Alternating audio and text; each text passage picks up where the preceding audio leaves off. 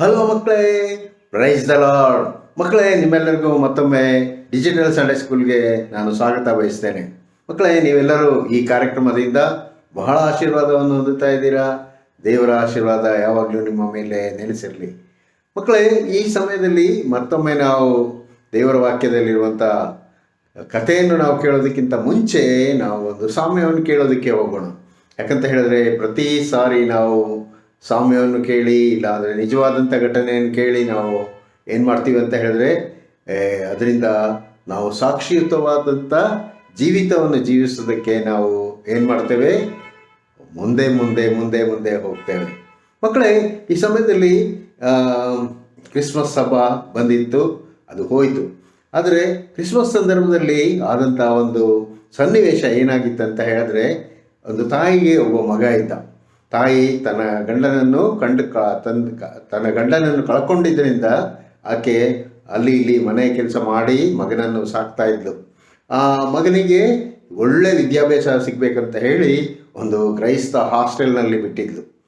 ಹಾಗೆ ಆ ತಾಯಿ ಮಗನ ಬಗ್ಗೆ ಯೋಚನೆ ಮಾಡ್ತಾ ಇದ್ಲು. ಈ ಸಾರಿ ಕ್ರಿಸ್ಮಸ್ ಹಬ್ಬಕ್ಕೆ ಬರಬೇಕಾದ್ರೆ ಅದನಿಗೆ ಒಳ್ಳೆಯ ಒಂದು ಡ್ರೆಸ್ಗಳನ್ನು ಕೊಡಿಸ್ಬೇಕು, ಶೂ ಕೊಡಿಸ್ಬೇಕು ಅಂತ ಹೇಳಿ. ಆದರೆ ಆಕೆ ಕೈಯಲ್ಲಿ ಅದು ಸಾಧ್ಯ ಆಗದೇ ಇರುವಂಥ ಪರಿಸ್ಥಿತಿ ಬಂದ್ಬಿಡ್ತು. ಯಾಕಂತ ಹೇಳಿದ್ರೆ ಆಕೆ ದುಡಿದಂಥ ದುಡಿಮೆ ಅಷ್ಟೆಲ್ಲ ಮಗನಿಗೋಸ್ಕರ ತಗೊಳ್ಳೋದಕ್ಕೆ ಸಾಧ್ಯ ಆಗಲಿಲ್ಲ. ಯಾಕಂತ ಹೇಳಿದ್ರೆ ಹಾಸ್ಟೆಲ್ಗೆ ಸಹ ಅವಳು ಏನು ಮಾಡಬೇಕಿತ್ತು, ಪ್ರತಿ ತಿಂಗಳು ಹಣವನ್ನು ಫೀಸ್ ಕಳಿಸ್ಬೇಕಿತ್ತು. ಆದರೆ ಈ ಸಮಯದಲ್ಲಿ ಏನಾಯ್ತು ಅಂತ ಹೇಳಿದ್ರೆ, ಅತ್ಯಂತ ಬಡತನದಲ್ಲಿರುವಂಥ ಮಕ್ಕಳಿಗೋಸ್ಕರ ಆ ಹಾಸ್ಟೆಲ್ನಲ್ಲಿರುವಂಥ ವಾರ್ಡನ್ ಸಹ ಆಲೋಚನೆ ಮಾಡ್ತಾ ಇದ್ರು. ಅವರು ಸಹ ಅನೇಕರಿಗೆ ಪತ್ರ ಬರೆದು ನಮ್ಮಲ್ಲಿರುವಂಥ ಅತಿ ಬಡವರಿಗೆ ಬೇಕಾದಂಥ ಹಬ್ಬದ ಸಮಯದಲ್ಲಿ ಬೇಕಾದಂಥ ಬಟ್ಟೆ, ಶೂ ಇವುಗಳಿಗೆ ಸಹಾಯ ಮಾಡಿರಿ ಅಂತ ಹೇಳಿ ಅನೇಕರಿಗೆ ಅವರು ಏನು ಮಾಡಿದ್ರು ಅಂತ ಹೇಳಿದ್ರೆ ಸಹಾಯ ಕೇಳಿದರು. ಹಾಗೆ ಸುಮಾರು 7 ಜನ ಮಕ್ಕಳಿಗೆ ಏನಾಯ್ತು ಅಂತ ಹೇಳಿದ್ರೆ, ಆ ಹಾಸ್ಟೆಲ್ನಲ್ಲಿರುವಂಥ ಮಕ್ಕಳಿಗೆ ಒಬ್ಬ ದಾನಿ ಏನು ಮಾಡ್ತಾರೆ ಅಂತ ಹೇಳಿದ್ರೆ, ಮಕ್ಕಳಿಗೆ ಬೇಕಾದಂಥ ಬಟ್ಟೆ ಮತ್ತು ಅವರಿಗೆ ಬೇಕಾದಂಥ ಗಿಫ್ಟು ಮತ್ತು ಅವರಿಗೆ ಬೇಕಾದಂಥ ಶೂ ಎಲ್ಲ ಕೊಡಿಸ್ತೀನಿ ಅಂತ ಹೇಳಿ ಮುಂದೆ ಬರ್ತಾರೆ. ಆಗ ಸಂತೋಷದಿಂದ ಒಪ್ಪಿಕೊಂಡಂಥ ವಾರ್ಡನ್ನು ಆ 7 ಜನ ಮಕ್ಕಳಿಗೆ ಕರೆದು ಹೇಳ್ತಾರೆ, ಮಕ್ಕಳೇ, ನಿಮಗೊಬ್ಬರು ದಾನಿ ಒಬ್ಬರು ಏನು ಮಾಡಿದ್ದಾರೆ, ಈ ಸಾರಿ ನಿಮಗೆ ಬೇಕಾದಂಥ ಎಲ್ಲ ಹಬ್ಬದ ಸಮಯದಲ್ಲಿ ಬೇಕಾದಂಥ ಬಟ್ಟೆ ಎಲ್ಲವನ್ನು ಕೊಡಿಸೋದಕ್ಕೆ ಮುಂದೆ ಬಂದಿದ್ದಾರೆ. ನೀವು ಅವರಿಗೋಸ್ಕರ ಏನು ಮಾಡಬೇಕು, ಥ್ಯಾಂಕ್ಸ್ ಲೆಟರ್ ಬರೀಬೇಕು ಅಂತ ಹೇಳ್ತಾರೆ.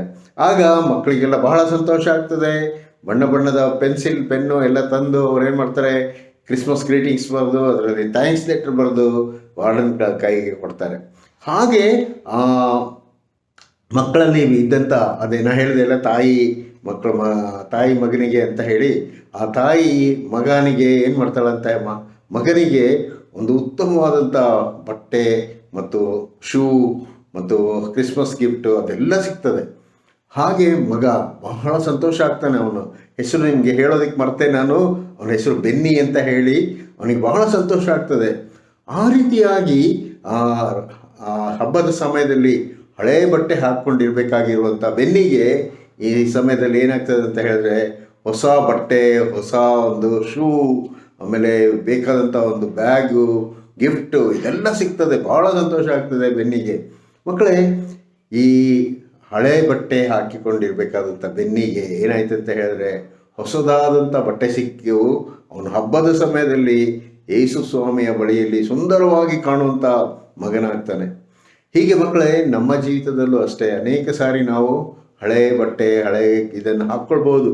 ಯಾಕಂತ ಹೇಳಿದ್ರೆ ಕಷ್ಟ ಇಲ್ಲ ಅಂತ ಹೇಳಿದ್ರೆ ತಗೊಳ್ಳೋದಕ್ಕೆ ಸಾಧ್ಯ ಇರಲಿ. ಆದರೆ ದೇವರು ಯೇಸು ಸ್ವಾಮಿ ನಮಗೆ ಸಹಾಯಕನಾಗಿರುವಾಗ ಏನಾಗ್ತದೆ ಅಂತ ಹೇಳಿದ್ರೆ, ಹೊಸತನವನ್ನು ನಮಗೆ ಕೊಡ್ತಾನೆ. ಅದೇ ರೀತಿಯಲ್ಲಿ ಹೊಸದಾದ ಬಟ್ಟೆ, ಹೊಸದಾದಂಥ ಉಡುಗೊರೆಗಳನ್ನು ನಮಗೆ ಕೊಟ್ಟು ಏನು ಮಾಡ್ತಾನೆ ಅಂತ ಹೇಳಿದ್ರೆ, ನಮ್ಮನ್ನು ಬೆಳೆಸ್ತಾನೆ. ಹಾಗೆ ನಮ್ಮ ಹಳೆತನ ಹೋಗಿ ಹೊಸತನ ಬರ್ತದೆ. ಅದೇ ರೀತಿಯಲ್ಲಿ ಯೇಸು ಸ್ವಾಮಿ ಅವನನ್ನು ಕೇಳಿಕೊಂಡು ಬಂದಂಥ ಒಬ್ಬ ವ್ಯಕ್ತಿಗೆ ಹಳೆಯ ಜೀವಿತ ಹೋಗಿ ಹೊಸ ಜೀವಿತ ಬರಬೇಕಂತ ಹೇಳ್ತಾನೆ. ಆ ಕಥೆಯನ್ನು ನಾವು ಇವತ್ತು ಕೇಳಕ್ಕೆ ಹೋಗ್ತೀವಿ. ಮಕ್ಕಳಿಗೆ ಗಮನ ಇಟ್ಟು ಕೇಳ್ರಿ. ನೀವು ಸಹ ಹಳೆ ಜೀವಿತ ಜೀವಿಸ್ಬೇಡ್ರಿ, ಹೊಸದನ್ನು ಜೀವಿಸ್ರಿ. ಯಾಕಂತ ಹೇಳಿದ್ರೆ ಕ್ರಿಸ್ಮಸ್ ಸಮಯದಲ್ಲಿ ನಿಮಗಿದ್ದಂಥ ಹಳೆ ಬಟ್ಟೆಯನ್ನು ತೆಗೆದಿಟ್ಟು ಹೊಸ ಬಟ್ಟೆಯನ್ನು ಧರಿಸ್ಕೊಂಡಿದ್ದೀರಾ? ಅದೇ ರೀತಿಯಲ್ಲಿ ಹೊಸ ಜೀವನವನ್ನು ನೀವು ಜೀವಿಸುವವರಾಗಲಿ. ದೇವರು ನಿಮ್ಮನ್ನು ಆಶೀರ್ವದಿಸಲಿ. ಆಮೇನ್.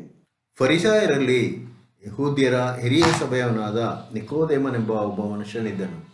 ಅವನು ರಾತ್ರಿಯಲ್ಲಿ ಯೇಸುವಿನ ಬಳಿಗೆ ಬಂದು ಅವನಿಗೆ, ಗುರುವೇ, ನೀನು ದೇವರ ಕಡೆಯಿಂದ ಬಂದ ಬೋಧಕನೆಂದು ಬಲ್ಲೆವು. ನೀನು ಮಾಡುವಂಥ ಈ ಸೂಚಕ ಕಾರ್ಯಗಳನ್ನು ದೇವರ ಸಹಾಯವಿಲ್ಲದೆ ಮಾಡುವುದಕ್ಕೆ ಯಾರಿಂದಲೂ ಸಾಧ್ಯವಾಗದು ಎಂದು ಹೇಳಿದನು. ಅದಕ್ಕೆ ಯೇಸು, ನಾನು ನಿನಗೆ ನಿಜ ನಿಜವಾಗಿ ಹೇಳುತ್ತೇನೆ, ಒಬ್ಬನು ಹೊಸದಾಗಿ ಹುಟ್ಟದಿದ್ದರೆ ಅವನು ದೇವರ ರಾಜ್ಯವನ್ನು ಕಾಣಲಾರನು ಅಂದನು. ನಿಕೋದೇಮನು ಆತನನ್ನು ಕುರಿತು, ಮನುಷ್ಯನು ಮುದುಕನಾದ ಮೇಲೆ ಹುಟ್ಟುವುದು ಹೇಗೆ? ಅವನು ತನ್ನ ತಾಯಿಯ ಗರ್ಭದಲ್ಲಿ ತಿರುಗು ಸೇರಿ ಹುಟ್ಟುವುದಾದೀತೆ ಎಂದು ಕೇಳಿದನು. ಅದಕ್ಕೆ ಯೇಸು, ಸ್ವಾಮಿ, ನಾನು ನಿನಗೆ ನಿಜ ನಿಜವಾಗಿ ಹೇಳುತ್ತೇನೆ, ಒಬ್ಬನು ನೀರಿನಿಂದಲೂ ಆತ್ಮನಿಂದಲೂ ಹುಟ್ಟದಿದ್ದರೆ ದೇವರ ರಾಜ್ಯಕ್ಕೆ ಸೇರಲಾರನು.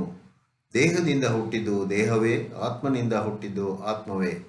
ನೀವು ಹೊಸದಾಗಿ ಹುಟ್ಟಬೇಕೆಂದು ನಾನು ನಿನಗೆ ಹೇಳಿದ್ದರಿಂದ ಆಶ್ಚರ್ಯಪಡಬೇಡ. ಗಾಳಿಯು ಮನಸ್ಸು ಬಂದ ಕಡೆಗೆ ಬೀಸುತ್ತದೆ, ಅದರ ಸಪ್ಪಳವನ್ನು ಕೇಳುತ್ತಿ, ಆದರೆ ಅದು ಎಲ್ಲಿಂದ ಬರುತ್ತದೋ ಎಲ್ಲಿಗೆ ಹೋಗುತ್ತದೋ ಅದು ನಿನಗೆ ತಿಳಿಯದು. ಆತ್ಮನಿಂದ ಹುಟ್ಟಿದವರೆಲ್ಲರೂ ಅದರಂತೆಯೇ ಎಂದು ಹೇಳಿದನು. ಅದಕ್ಕೆ ನಿಕೋದೇಮನು, ಇದು ಆಗುವುದು ಹೇಗೆ ಅಂದಾಗ ಯೇಸು ಅವನಿಗೆ ಹೇಳಿದ್ದೇನೆಂದರೆ, ಇಸ್ರೇಲ್ ಜನಕ್ಕೆ ಬೋಧಕನಾಗಿರುವ ನಿನಗೆ ಇದು ತಿಳಿಯುವುದಿಲ್ಲವೋ? ನಿನಗೆ ನಿಜ ನಿಜವಾಗಿ ಹೇಳುತ್ತೇನೆ, ತಿಳಿದಿದ್ದನ್ನು ಹೇಳುತ್ತೇವೆ, ನೋಡಿದ್ದನ್ನು ಸಾಕ್ಷಿ ಕೊಡುತ್ತೇವೆ. ನೀವು ನಮ್ಮ ಸಾಕ್ಷಿಯನ್ನು ಒಪ್ಪುವುದಿಲ್ಲ. ನಾನು ಭೂಲೋಕದಲ್ಲಿ ನಡೆಯುವ ಕಾರ್ಯಗಳನ್ನು ಕುರಿತು ನಿಮಗೆ ಹೇಳುವಾಗ ನೀವು ನಂಬದೇ ಹೋದರೆ, ಪರಲೋಕದ ಕಾರ್ಯಗಳನ್ನು ಕುರಿತು ನಿಮಗೆ ಹೇಳಿದರೆ ಹೇಗೆ ನಂಬೀರಿ? ಪರಲೋಕದಿಂದ ಇಳಿದು ಬಂದವನೇ, ಅಂದರೆ ಮನುಷ್ಯಕುಮಾರನೇ ಹೊರತು ಮತ್ತಾರೂ ಪರಲೋಕಕ್ಕೆ ಏರಿ ಹೋದವನಲ್ಲ. ಇದಲ್ಲದೆ ಜನರು ನೋಡಿ ಜೀವದಿಂದ ಉಳಿಯಬೇಕೆಂದು ಮೋಶೆಯು ಅಡವಿಯಲ್ಲಿ ಸರ್ಪವನ್ನು ಎತ್ತರದಲ್ಲಿ ಇಟ್ಟ ಹಾಗೆಯೇ ಮನುಷ್ಯಕುಮಾರನು ತನ್ನನ್ನು ನಂಬುವವರೆಲ್ಲರಿಗೂ ನಿತ್ಯ ಜೀವವನ್ನು ಪಡೆಯಬೇಕೆಂದು ಎತ್ತರದಲ್ಲಿ ಇಡಲ್ಪಡಬೇಕು. ದೇವರು ಲೋಕದ ಮೇಲೆ ಎಷ್ಟೋ ಪ್ರೀತಿಯನ್ನಿಟ್ಟು ತನ್ನ ಒಬ್ಬನೇ ಮಗನನ್ನು ಕೊಟ್ಟನು. ಆತನನ್ನು ನಂಬುವ ಒಬ್ಬನಾದರೂ ನಾಶವಾಗದೆ ಎಲ್ಲರೂ ನಿತ್ಯ ಜೀವವನ್ನು ಪಡೆಯಬೇಕೆಂದು ಆತನನ್ನು ಕೊಟ್ಟನು. ದೇವರು ತನ್ನ ಮಗನ ಮುಖಾಂತರ ಲೋಕಕ್ಕೆ ರಕ್ಷಣೆಯಾಗಬೇಕೆಂದು ಆತನನ್ನು ಕಳಿಸಿಕೊಟ್ಟನೇ ಹೊರತು ತೀರ್ಪು ಮಾಡುವುದಕ್ಕಾಗಿ ಕಳಿಸಿಕೊಡಲಿಲ್ಲ ಎಂದು ಹೇಳಿದನು. ಪ್ರಿಯ ಮಕ್ಕಳೇ, ದೇವರು ಪ್ರೀತಿಯನ್ನಿಟ್ಟು ನಮಗೋಸ್ಕರ ಯೇಸು ಸ್ವಾಮಿಯನ್ನು ಕಳಿಸಿಕೊಟ್ಟಿದ್ದಾನೆ. ಆದುದರಿಂದ ಆತನನ್ನು ನಂಬುವವರು ಒಬ್ಬೊಬ್ಬರು ಹೊಸದಾಗಿ ಹುಟ್ಟುವವರಾಗಿದ್ದಾರೆ. ಆದ್ದರಿಂದ ಹೊಸದಾದ ಜೀವಿತವನ್ನು ನಾವು ಹೊಂದಿಕೊಳ್ಳೋಣ. ಹಳೆಯ ಎಲ್ಲ ಜೀವಿತದ ಸುಳ್ಳು, ಮೋಸ, ಇತರ ಎಲ್ಲ ಕಾರ್ಯಗಳನ್ನು ನಾವು ಬಿಟ್ಟು ನಾವು ಹುದುವಾದ ಮನಸ್ಸುಳ್ಳ, ನೂತನ ಮನಸ್ಸುಳ್ಳ ಒಳ್ಳೆಯ ಮಕ್ಕಳಾಗಿ ಜೀವಿಸುವಂತೆ ಪ್ರಾರ್ಥಿಸುವವರಾಗಿರೋಣ. ಪ್ರಾರ್ಥನೆ ಮಾಡೋಣ. ಪ್ರೀತಿಯುಳ್ಳ ನಮ್ಮ ತಂದೆಯಾದ ದೇವರೇ, ಈ ಸಮಯಕ್ಕಾಗಿ ನಾವು ನಿಮಗೆ ಸ್ತೋತ್ರವನ್ನು ಸಲ್ಲಿಸ್ತೇವೆ. ನೀವು ಮಾಡಿದ ಉಪಕಾರಗಳನ್ನು ಸ್ಮರಿಸ್ತೇವೆ. ಈ ದಿನ ಭಾಗವಹಿಸಿದಂಥ ಎಲ್ಲ ಮಕ್ಕಳನ್ನು ಎಲ್ಲರನ್ನು ನೀವು ಆಶೀರ್ವದಿಸಿರಿ. ಯೇಸುವಿನಲ್ಲಿ ಬೇಡಿದ್ದೇನೆ ತಂದೆಯೇ, ಆಮೇನ್.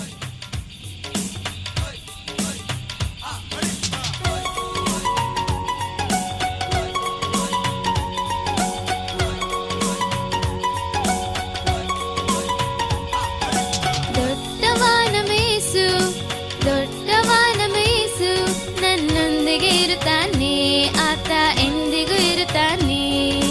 ದೊಡ್ಡವಾನ ಮೇಸು, ದೊಡ್ಡವಾನ ಮೇಸು, ನನ್ನೊಂದಿಗೆ ಇರುತ್ತಾನೆ, ಆತ ಎಂದಿಗೂ ಇರುತ್ತಾನೆ.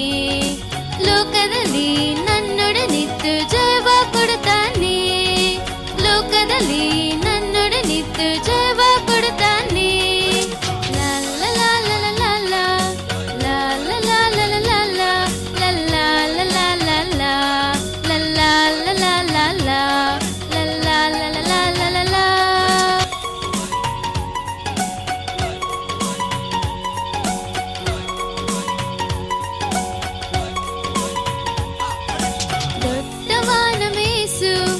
ದೊಡ್ಡವಾನ ಮೇಸು, ನನ್ನೊಂದಿಗೆ ಇರುತ್ತಾನೆ, ಆತ ಎಂದಿಗೂ ಇರುತ್ತಾನೆ. ದೊಡ್ಡವಾನ ಮೇಸು, ದೊಡ್ಡವಾನ ಮೇಸು, ನನ್ನೊಂದಿಗೆ ಇರುತ್ತಾನೆ, ಆತ ಎಂದಿಗೂ ಇರುತ್ತಾನೆ.